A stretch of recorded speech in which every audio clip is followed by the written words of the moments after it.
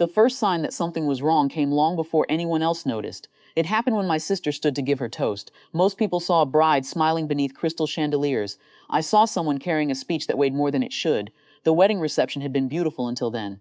The ballroom glowed with warm light, glasses clinked softly, guests laughed between courses. Family members who rarely occupied the same room sat together sharing stories. For most of the evening I had been genuinely happy. My sister deserved that happiness. Whatever complications existed between us, they were not the reason we were there, at least that was what I believed. She took the microphone and thanked everyone, the usual things, friends, family, her new husband, the people who helped make the day possible. Then she began talking about childhood. The room immediately softened. People love childhood stories at weddings. They create nostalgia conts, a sense of continuity. The first story drew laughter. The second drew smiles. The third changed the atmosphere, not dramatically, gradually, like a cloud moving across sunlight. She described moments from our childhood that I remembered clearly.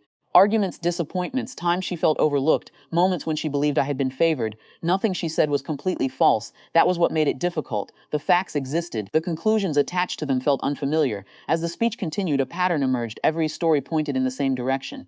A lonely younger sister, a family that didn't fully understand her, an older sibling who occupied more space than he realized. The audience listened carefully. Some guests smiled sympathetically, others shifted uncomfortably. A few older relatives lowered their eyes. They recognized something the rest of the room did not. The difference between memory and interpretation. By the end of the toast, applause arrived, warm, respectful, yet strangely hesitant. My sister returned to her seat looking relieved, as though she had finally spoken something she had carried for years. I remained seated, not because I lacked a response, because I had too many. Part of me felt hurt, part of me felt defensive, part of me wondered whether I had missed something important all these years. The strange thing about family memories is that certainty rarely survives examination. The more I replayed her stories, the less confident I became in my own understanding. Perhaps she was right. Perhaps I had occupied more attention than I realized. Perhaps she had spent years carrying wounds invisible to everyone else. The reception continued. Music returned. Conversations restarted. Yet something lingered beneath the celebration, an unfinished feeling. Across the room, I noticed my grandmother watching quietly. She was 90 years old, one of the few people present who had witnessed nearly every chapter of our childhood. Nothing escaped her attention. Later in the evening, someone invited her to offer a brief toast. Nobody expected it to become important, least of all me. She stood carefully, accepted the microphone, and smiled. Her first remarks focused entirely on the newlyweds, love, commitment, partnership. Then she paused. Her eyes moved toward my sister, then toward me.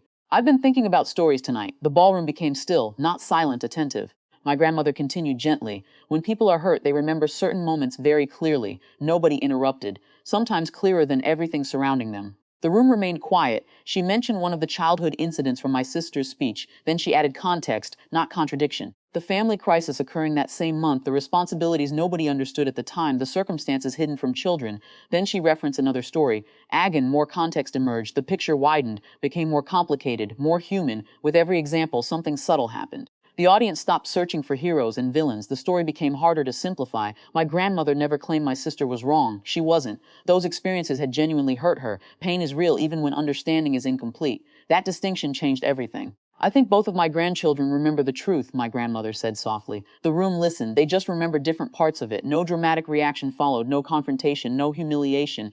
Only reflection, the kind that arrives when certainty begins dissolving. Hours later, after most guests had returned to dancing, my sister found me standing alone near an outdoor terrace. Cold air drifted through the evening. Sea lights shimmered below. For a while, neither of us spoke. Then she sighed. "I didn't mean to make you look bad." I believed her. "That's not what bothered me." She looked at me. "What then?" I searched for the answer. Finally, I found it. "I think I realized how differently we lived through the same childhood." The words settled between us, neither accusation nor defense, just observation. My sister stared out across the city. So did I. Another long silence followed, not uncomfortable, thoughtful. The kind people rarely allow themselves. Eventually, she laughed softly. "You know what's frustrating?" I smiled.